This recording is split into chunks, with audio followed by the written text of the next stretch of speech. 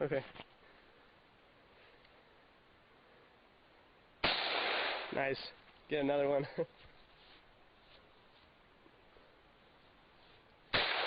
Nice. I like that. Oh yeah. Is it all done?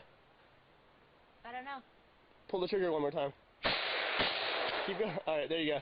Put on safe and stay! Oh, sorry. Fuck!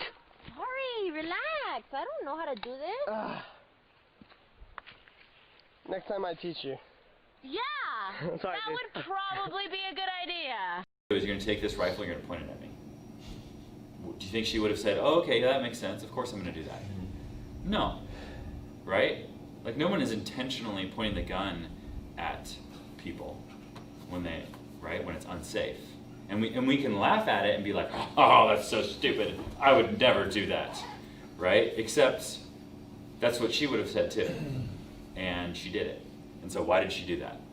She did that because, like, this is like holding something in your hand that can kill people is weird, right?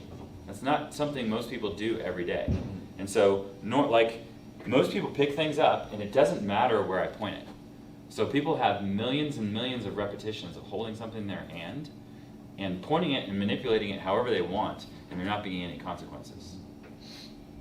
So to pick up a gun and have this thing that has consequences now is a very unique life experience.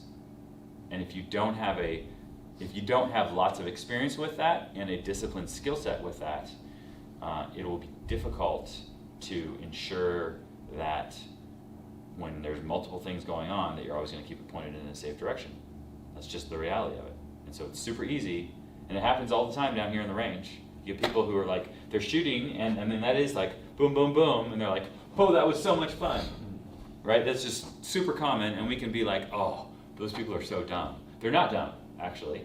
They're just doing what most people do. And I would even argue that if you think they're dumb, you're kind of setting yourself up for failure, right? If you don't understand how easy that is, then you think you're better than the system, and you're probably going to do something dumb at some point. Because the problem is you were taught how to handle a gun in a very safe place, and you handled the gun a certain way, right?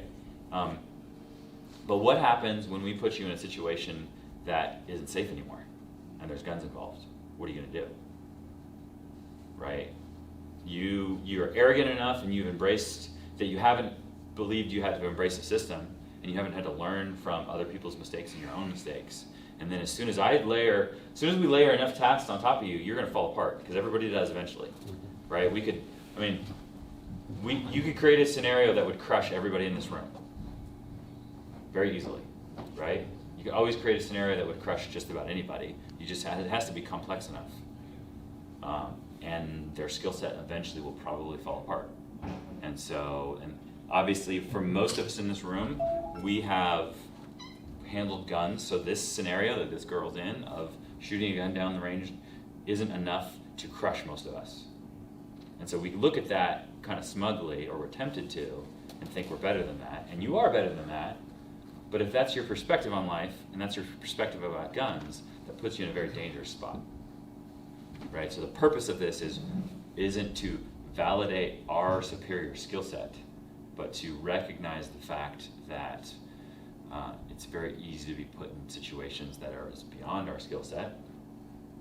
It's easy to find illustrations like this because her skill set sucks, right? So there's very little amount of pressure required to get her to fail. But again, don't be so arrogant that you fail.